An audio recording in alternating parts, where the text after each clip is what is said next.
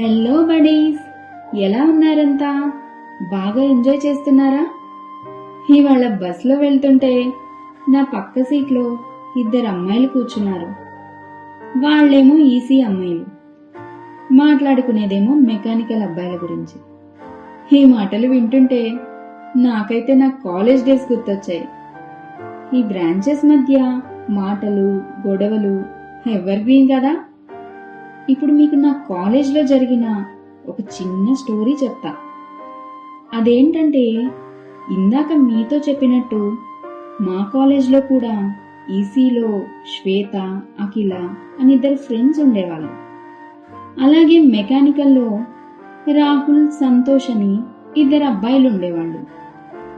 మళ్ళీ స్టార్ట్ చేసిందిరా, ఇదేదో routine story అనుకుంటున్నారు కదా. ఇది మా కాలేజ్లో జరిగిన క్రేజియస్ట్ స్టోరీ కాబట్టి వాళ్ళు మాట్లాడడం స్టార్ట్ చేయగానే గుర్తొచ్చేసింది బడీస్. శ్వేతకి, రాహుల్కి ఒకరంటే ఒకరికి చాలా ఇష్టం. చాలా క్యూట్ కపుల్ అని అందరూ అనుకునేవాళ్ళు. అది చూసి అఖిల చాలా జెలస్ ఫీల్ అయ్యేది. ఎందుకంటే అఖిల కూడా రాహుల్ అంటేనే ఇష్టం. సంతోష్కి శ్వేత అంటే ఇష్టం. ఏంటబ్బా ఇష్టం ఇష్టం అనుకుంటున్నారా?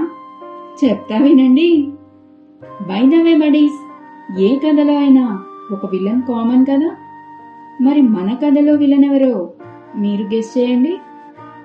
ఇప్పుడు మన కథలోకి వస్తే, సంతోష్కి ఇష్టం ఉన్నా కానీ తన ఫ్రెండ్ రాహుల్ గర్ల్ ఫ్రెండ్ కాబట్టి శ్వేతకి తన లవ్ ని ఎక్స్ప్రెస్ చేయకుండా సైలెంట్ అయిపోయాడు. ఇది తెలిసి ఎప్పటి నుంచో వాళ్ళ బ్రేకప్ కోసం గట్టిగా వెయిట్ చేస్తున్న అఖిల ఈ సిచ్యుయేషన్ ని అడ్వాంటేజ్ గా తీసుకుని సంతోష్ ని శ్వేతకి దగ్గర చేసి రాహుల్ ని శ్వేతని విడగొట్టడానికి ట్రై చేసింది.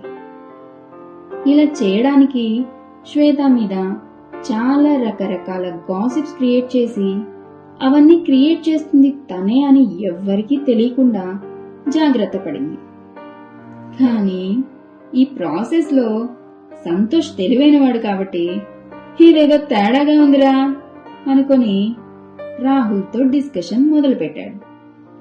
అప్పుడు అఖిల కన్నింగ్ పనులు గుర్తించిన రాహుల్, సంతోష్లు ఆమె పైన ఉన్న కోపంతో గొడవ స్టార్ట్ చేసి కాలేజ్లో ఒక చిన్న సైజ్ వరల్డ్ వార్ జరిగినంత పనైంది.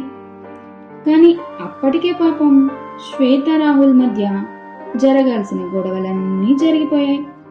దీనివల్ల ఎవ్వరూ ఎవరికీ మిగలకుండా పోయారు. అన్ని లవ్ స్టోరీస్ కి హ్యాపీ ఎండింగ్స్ ఉండవు కదా.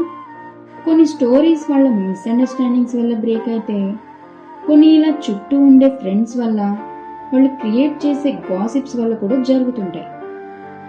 సో బడీస్, ఇందాక మిమ్మల్ని ఒక క్వశ్చన్ అడిగాను కదా, ఇందులో విలన్ ఎవరో అర్థమైందనుకుంటా. అలాగే ఏది నిజం, ఏది అబద్ధం అని తెలుసుకోకుండా గాసిప్స్ ని ఈజీగా నమ్మేస్తే ఎంత నష్టపోతారో కూడా అర్థమయ్యే ఉంటుంది కదా. ఈ స్టోరీపై మీ ఒపీనియన్ ని కామెంట్లో చెప్పి ఈ ఛానల్ ని సబ్స్క్రైబ్ చేయండి. ఇలాంటి మరిన్ని క్రేజీ అండ్ ఇంట్రెస్టింగ్ స్టోరీస్ తో మళ్ళీ మీ ముందుకు వస్తానే. నేను మీ సోని, సైనింగ్ ఆఫ్.